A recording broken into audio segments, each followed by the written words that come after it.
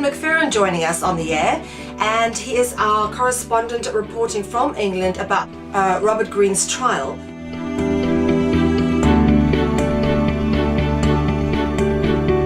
Now, for those of you again who are new to the show, just a brief introduction to those of you who aren't really familiar with the story. Robert Green is a man who has been fighting for justice for a girl called Hollie Greig, who is a Down syndrome sufferer, who's been raped and sexually abused from a very young age by paedophile gangs that include senior figures in Scotland. And the level to which the Scottish authorities have gone to cover up this case is absolutely appalling. It's truly scandalous, and I have first-hand experience in this. One of the more cowardly measures they took whilst trying to cover up the scandal, instead of investigating the alleged crimes, was to arrest Robert Green, who was in fact the person representing Hollie, and this is the man trying to seek justice and bring these people to trial, and they charged him with breaching the peace. So this is what they've done to sort of cover up their mess, and it's just created a bigger mess, and it's made them look even more guilty. His trial has run over the course of the last few weeks, and Ian Mc Ferran joined us last week to give us a rundown of what happened in the first week of Robert's trial. So that is on our website. If anybody wants to check that out, we have uploaded that for everybody to see if you want to catch up on what happened with Robert during the first week. But the very, very sad news on Monday arrived. The verdict came through that Robert Green had been found guilty. And this is where we cross over to Ian Mc Ferran. Thank you for joining us all the way live from the UK, Ian. Without further hesitation, let's take us through the events. Okay, all right, thanks very much. I think, again, just like last time, I better just make clear I'm not actually representing Robert Green or anything like that. I'm simply following the case, just like many people who are. A few people cover this case. So there is a growing number of people that are covering this and monitoring it.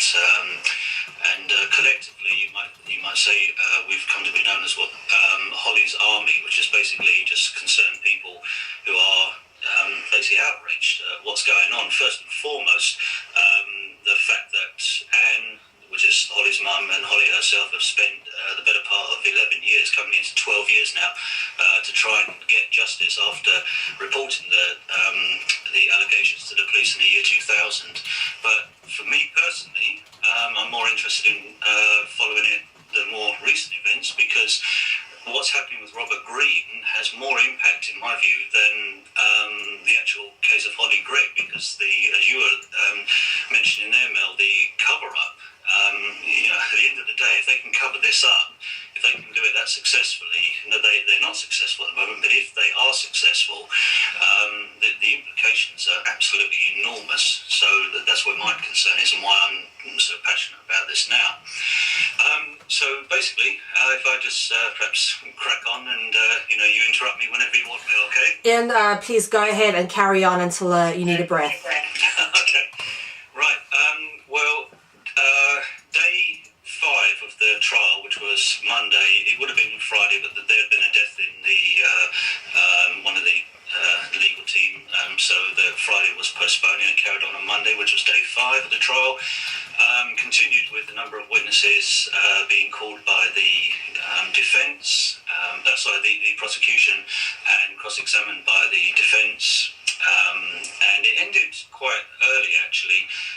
So it was decided that, given that it had ended and there was just 3 or 4 hours before they were going to close anyway, they decided, well, okay, we'll start tomorrow morning with the defence arguments. So there wasn't really much added on day 5, other than just a few more people coming forward, stating on the record that the allegations made against Robert Green, which is breach of the peace, in the sense that his public declaration of the names that Hollie has given to the police on numerous occasions has caused those people some level of distress, harm, anxiety, and as such, he has created a breach of the peace for these people and some other people linked in with that. So a few more people came forward suggesting that was the case. So far, probably the most, should we say, the strongest individual who could have been in a, should we say, a normal court of law, where proper legal procedure is followed.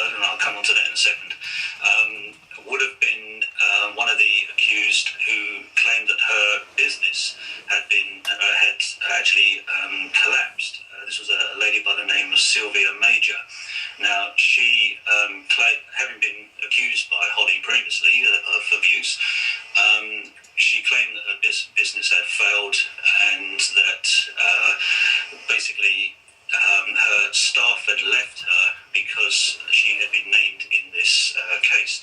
Now, that's, if you've got some evidence to support that, a statement from the staff, some emails, whatever, great, that is a strong argument. But if you simply say, I don't have a business anymore and it's all because of what Robert said, well, you need to back it up with something. But so she sort of, as the Americans might say, kind of dropped the ball on that one. And you would think in a normal court of law that that would have pretty much been the end of the prosecution, and Robert would have been walking free pretty much any minute after that. But anyway, that wasn't what happened. Day 6, Tuesday, started with Robert asking, firstly, to make a statement on the record when he was called up to the dock to speak, and he was denied. Now, that's why I say about a normal court of law. Robert was denied 2 key witnesses. The first one being Procurator Fiscal Stephen McGowan, who was actually heading up the prosecution team against Robert, and Robert wanted to speak to him about his influence over the last couple of years. But also, he was denied the right to call the Procurator Fiscal, who then became Lord Advocate, who is now Dame Elish Angelini. She was also denied as a witness to Robert. So 2 very, very key people. I don't know if your listeners are aware, but Elish Angelini was the one who instigated the arrest on Robert. And therefore the £500,000 that have preceded that, followed on from that have been incurred as a result of the investigation and arrest and detention of Robert. So he was denied the right to speak to both of those people on the record. Also, like I say, Robert wanted to make a statement in his defence, and he was denied that by the sheriff, or in England as we call them, the judge, which is Judge Bowen, or Sheriff Bowen, and basically skipped over that quickly and got straight on to the questioning of Robert. So again, due process, that is not what you would consider to be proper legal process in open court. The fact this was done in open court is, again, very worrying, because it basically shows that these people really don't care what sort of impact there is on the public. They really don't care what the feelings are of people, and when there is such a blatant attempt to silence Robert, well, so what, seems to be their attitude. So if the worst case scenario occurs, having been found guilty on the same day of breach of the peace and breaking some of his bail conditions, the worst case scenario that Robert would be looking at, very worst case scenario, could be anything up to 1 year in prison. Now, people generally are feeling that probably won't happen because, it's a first offence. He's also, an old age pensioner, technically, and again, on balance, the punishment needs to fit the crime, and given that nobody's lost their job, nobody even in the police have been disciplined over this for not investigating, so the real harm under common law has to be looked at here as well, and well, basically, what harm has there been? The only harm seems to have been to Hollie and Anne being denied justice yet again. Now, so depending on what the outcome is on the 17th of February, which is when Robert will have to go back and receive his sentence, excuse me, he will be looking at the issues of a possible miscarriage of justice, depending on what the sentence is, the issue of his legal right to a fair trial being denied, and also a human rights issue as well. And particularly, I suppose you could argue, given that this has all occurred as a result of him representing someone, even the human rights of the child, the Universal Declaration of Human Rights for the Child and general human rights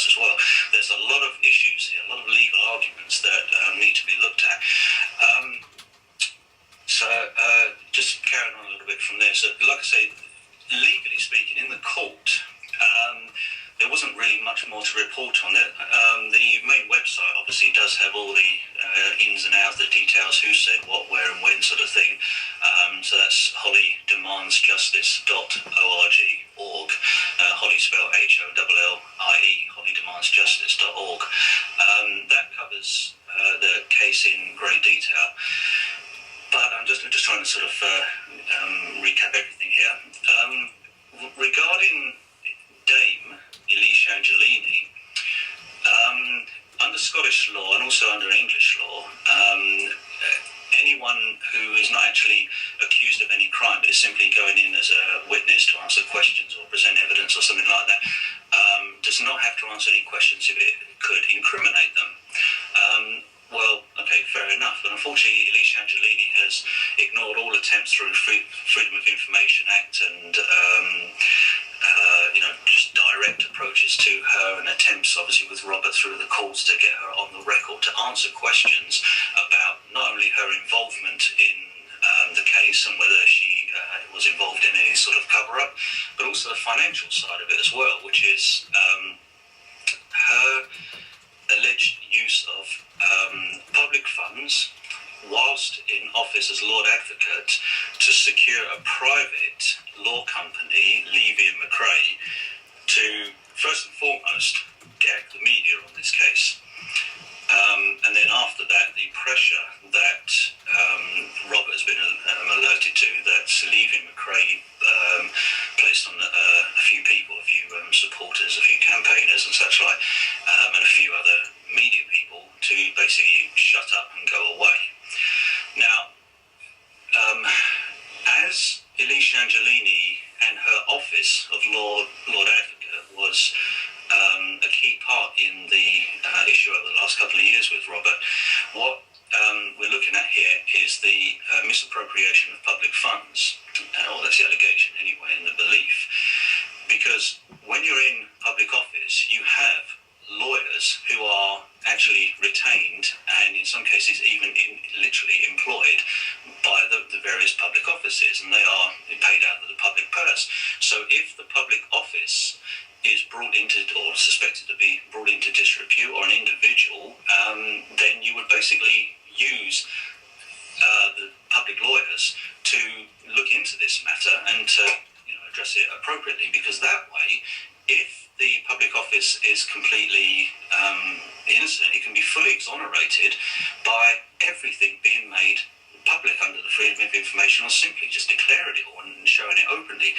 When you go to a private organisation, things are very different there. Now, given the involvement of Levy and McRae and their influence in various different areas of Scottish judiciary and politics, and in some cases media as well, some of their clientele list is quite interesting. It really is quite concerning that Elise Angelini, I know when I submitted a Freedom of Information request, I was told that her office is not subject to the questions that I was specifically asking, which is basically her involvement in the police activity in the case and her use of public funds. So if a public servant and a public office are not subject to the Freedom of Information Act in Scotland, then you really have to worry what's going on here. Excuse me. Now, one other thing that came out of this that I wasn't aware of at the time, and I just recently found out, is that it was a public hearing and anyone could turn up, including the media, who were noticeably conspicuous by their absence. But one or two did turn up, but there wasn't, given the importance of this case, there wasn't the coverage that you might have expected if it were, some sort of pop star or something like that. However, the entire proceedings from day one have been recorded in audio format as well as the note-taking. So I certainly, and know that other people are going to be trying to get hold of audio recordings or transcripts, unedited transcripts of the entire proceedings, to see exactly what went on, because obviously Robert, right at the start, before he even confirmed who he was, asked the judge and everyone else whether they were Freemasons, and it was only the judge who refused to confirm or deny.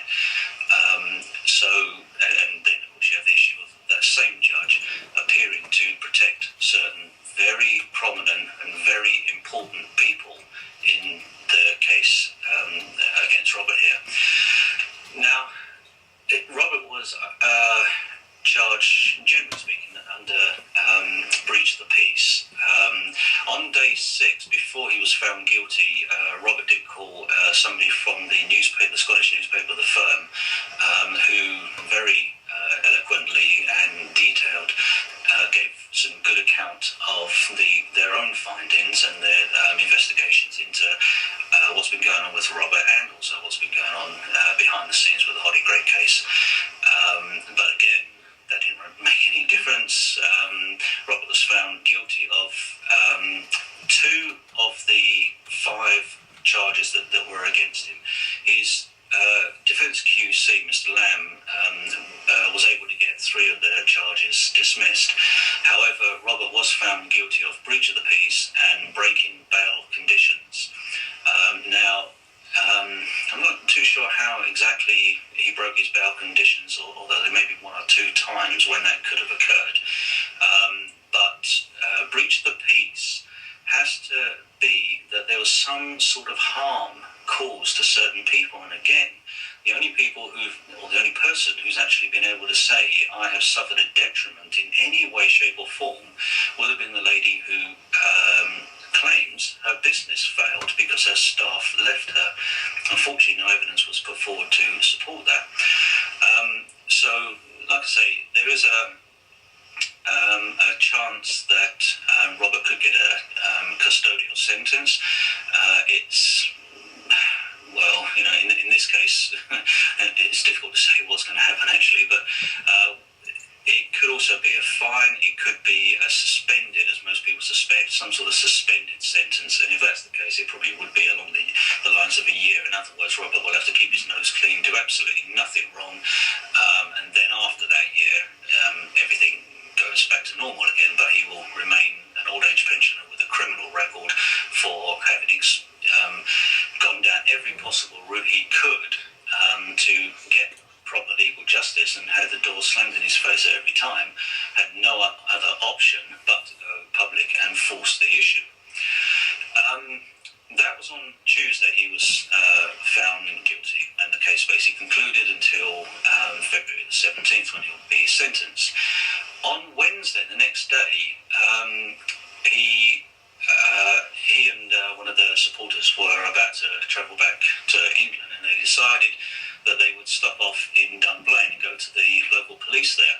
The reason being is that as Dame Elish Angelini was prevented from being questioned by Robert and was not called to the hearing, Robert felt that the seriousness of the financial side of his questioning with Elish Angelini, i.e. the misappropriation of public funds, was serious enough to report it to the local police.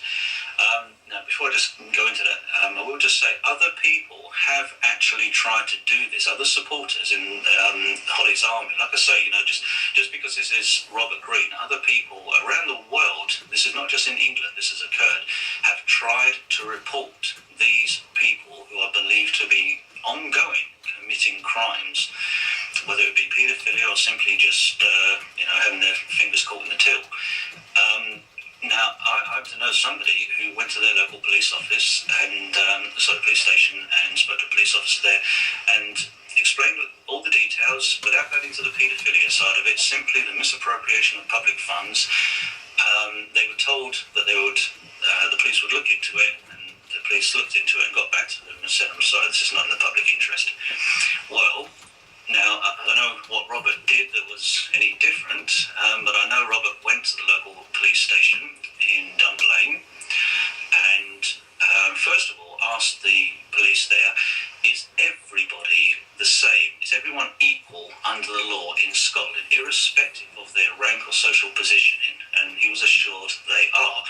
So he said, okay, well, that's great. I'd like to report what I believe to be a crime.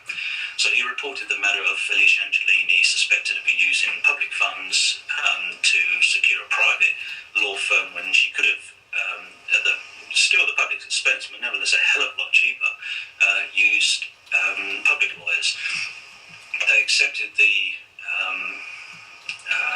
case as it was presented to them and looked into it. That was on Wednesday, and on Friday, just gone, the 27th, I think that was, a local police officer where Robert lives here in Cheshire came to Robert's home on behalf of police in Scotland and confirmed that they are looking into the case and that they provided Robert with a crime number, and so therefore there is now a criminal investigation prompted by Robert Greig into Dame Elise Angelini and a possibility of misappropriation of public funds. Now, that should have happened a very long time ago. But it's only because of Robert Greig, basically, that it's happening now. So obviously we don't know where that's going to go. These are very low-ranking police officers who probably don't know anything about the case and are doing their job the way they've been taught to do, the way they believe they should be doing it, and the way they're paid to do it. So as usual, there's no issue with the police at, should we say, Bobby on the beat ranking. It's when it goes further up the chain that's when the problems occur. Incidentally, something that I found quite interesting is one of the prosecution witnesses, Dr. Greig, who was involved in the Roy Greig, what we believe to be murder, who looked at the autopsy reports and such like. He's the one of the people who suggests that Roy Greig, who was Hollie Greig's uncle and brother, was not murdered but committed suicide by getting in a car, drinking apparently quite a large amount of alcohol, somehow giving himself internal and external bruising around the body, cracking his sternum and cracking his skull before setting the car on fire, and then was pulled out of the car. But he's also suggesting that a cracked sternum and skull and other injuries around the body are consistent with people trying to do CPR. Now, I've never done CPR, but I do know other people who have, and I'm first aid trained, and we have been told that yes, if you are too vigorous, the sternum is quite strong, so you may inadvertently crack a rib while you're doing chest compressions. However, to crack, when you're doing first aid to try and save somebody's life in a burning car, to crack their skull, to have multiple injuries around the body, to have a cracked sternum, is, for me as a first aider, is really stretching it. Yeah. But anyway, he as a doctor believes that is consistent. But the interesting thing is, the reason I raised that is this same doctor has admitted on record that he knows one of the accused, Sheriff Graham Buchanan. He also claims to have known Terry Major, now deceased, but one of the accused, again, a police officer, and to be friendly with Elise Angelini. And Sheriff Buchanan and Elise Angelini, according to Dr. Greig, who was involved with Roy Greig's paperwork, describes them both as people that he trusts. Well, okay. Yeah, okay, well, fair enough, he may trust them, but, I don't think everybody would. So the situation at the moment now is Robert Greig has been found guilty of breach of the peace and breaking bail conditions. He faces sentence on the 17th of February, and there are still an awful lot of questions unanswered, and one of them that was denied the opportunity to be resolved in the court has, according to the police, been acknowledged as something that should be investigated and is now going to be investigated as a criminal matter, which is Dame Elise Angelini's misappropriation of public funds. I think, again, for those who don't know the story, it is quite important to point out here, Hollie Greig made her initial accusations in the year 2000, and again, in 2009, extensive report, with extensive details was made to the police on the 8th of September 2009,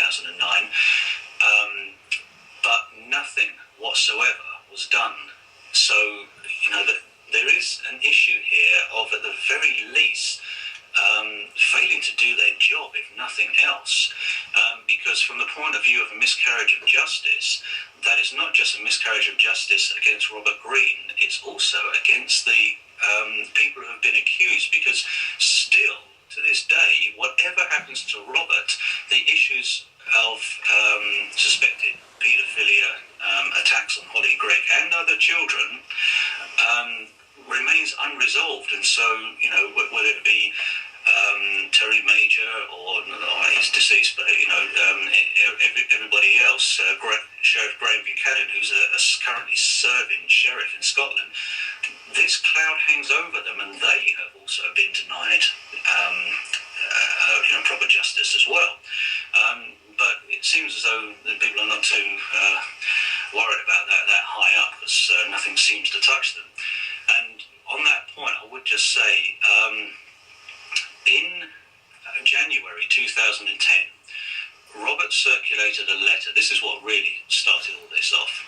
Robert circulated a letter which highlighted the failure of Grampian police to investigate the claims made by Hollie Greig, and therefore the potential danger that the public, i.e.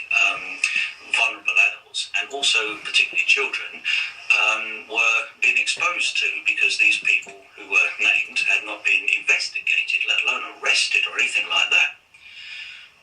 Based on that letter that he circulated, referring to matters that were brought to light in the year 2000 that have been going on since Hollie Greig was 6 years old, based on that letter, Grampian police interviewed in 2010 61 witnesses within 5 weeks. And as a result of Elise Angelini instigating the whole thing, Robert Greig was then arrested and charged. So high-level people are accused of something, and because there's no other route left open to the victims here, and 61 people are interviewed, and on the basis of that, Robert Greig is arrested. Hollie Greig makes some serious accusations back in the year 2000, and when the police can basically get round to it, they interview her father, and then sometime later her brother, and as we've already established in court, no one else. Now, what does that tell you? Yeah, absolutely.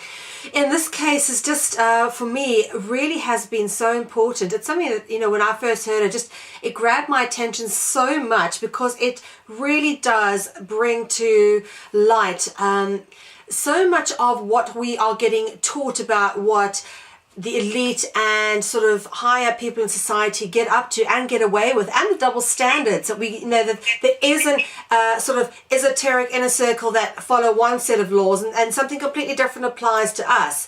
This case just shows so much, and I must say, in every aspect of what you've covered, there's just so many ins here, but particularly to do with the Freemasonic judge. And then, of course, you've got this woman, Dame Elise Angelini, who was, of course, made a dame after. She wasn't even a dame. This was way after she's issued these things against Robert. That's right. She was Lord Advocate during the last couple of years, and obviously Robert Greig put a huge amount of pressure on her because she was it was believed to be standing in the way of the investigation. There is documentary evidence to support that. So he put an awful lot of pressure on her, and she eventually, rather than saying that she was going to continue in her role, and basically, without this case, she had a glittering political career ahead of her. She decided to stand down, and shortly after that, the Queen of England decided, okay, we'll make her a dame. It's unbelievable. It's just like so many other facts in this case. Robert, every time somebody says to me, especially now more and more people are beginning to know the bigger picture of what's going on, that when you actually start to look at individual cases, and I'm talking about going into the microcosmic level of this, we're not looking at the broader picture. The evidence is there, the cases are there, and you just have to look at the victims at the very bottom of the line, the people like Hollie, the people like Robert, those info warriors who are genuinely fighting to try and bring justice to these people, and how they're suffering for it. Yeah, I will say one thing. I mean, circumstantial evidence is just so strong here, it's unreal. However, the other evidence as well sworn statements, documentary evidence itself. These things, people have to realise that not all of it naturally is in the public domain, because so far we've not had a proper investigation, so you can't release everything. Some people certainly, I don't know where they're coming from, but some people do have an issue with this case. But one of the things that they tend to say is, oh, there's absolutely no evidence. Well, first of all, some evidence has already been made public, so that's actually incorrect. But nevertheless, if they're coming at the point of view let's investigate this properly, let's find out what's going on. I'd agree. So why haven't the police done this? And people do have to realise that there is quite a bit more to this case than has actually been made public. There's good reasons for that, and people involved who've not, come forward or been alluded to publicly anyway. And again, because there's no police investigation, because there's no public inquiry, these things can't be made public at the moment. I do know, I won't go into who this is, but I do know somebody who is fiercely against what Robert is trying to do. And they claim that there's absolutely no evidence, and that they've seen all the documentation. Well, they have seen some documentation. They have not seen all of it. And this is, people do sort of forget, sometimes, because this is a very emotive subject, whichever way you look at it. And so when people look at this case and say, oh, well, I haven't seen any evidence, well, okay, perhaps if we had a public inquiry, you'd get to see everything. Yeah. But unfortunately, the system doesn't allow that. Sure. It just seems like it's a no-win situation. I guess the thing that's really, it's come to a lot of people, and it's come to me, is, has Robert attempted, or is he aware of the Freeman concept? I mean, did he honestly expect to get a fair trial? We all know that the system's corrupt. Really? I think a lot of people are wondering, did he really expect, by taking this the legal ways, by standing, as an MP, doing all those things, that he was going to get where he's, anywhere with this? I'm just wondering, where... people have, the people that I'm connected with have said, Ian, if next time you talk to Robert, for God's sake, tell him, go down the Freeman route, or go down this route, go down that route, really push that side of it. Even simple things like, is this your name? And if it's in capitals, well, no, it's not, because it should all be in lowercase and commonly known as, and all that sort of stuff. Robert, his explanation was, the system which is currently failing Hollie, the other children, and so many other people, it needs to be changed basically from the inside. So he does know about the free man on the land. He knows about the common law versus admiralty law, but he actually wants to take this through the system which is failing the people, so that system can be exposed through its own failings, if you like, which is starting to happen now. But no, he when this trial was first confirmed that it would be going ahead, because obviously they could drop charges, but when it was confirmed that it would be going ahead, he was in no illusion that one way or another they would get him on something. It didn't matter what it was, they would get him on something. They had to. So he was under no illusions. So I guess the question is, what's next for Robert Greig? Does he even know? No, is a short answer to that. All I can say there is, obviously things are in the pipeline. Robert's talking to various people, but at the moment, all we can say is on the 17th of February, Robert will go back and see what the judge feels is suitable for his crime, as the prosecution are putting it. The only thing I can say is there is something, and it's actually it's interesting. You're going to be talking about something, an occupation in Africa here. There is.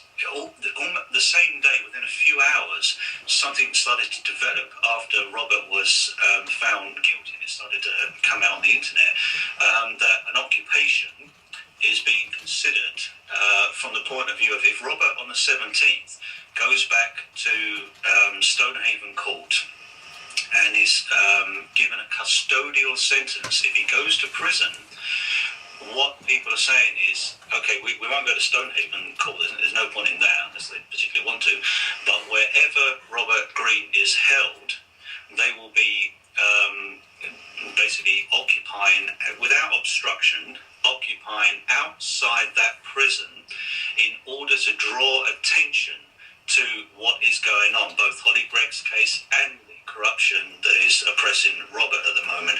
So if the Stonehaven Court wants to basically send out a message, if you like, covertly to say to other Robert Greig wannabes, see what happens when you put your head above the pulpit, don't try it again.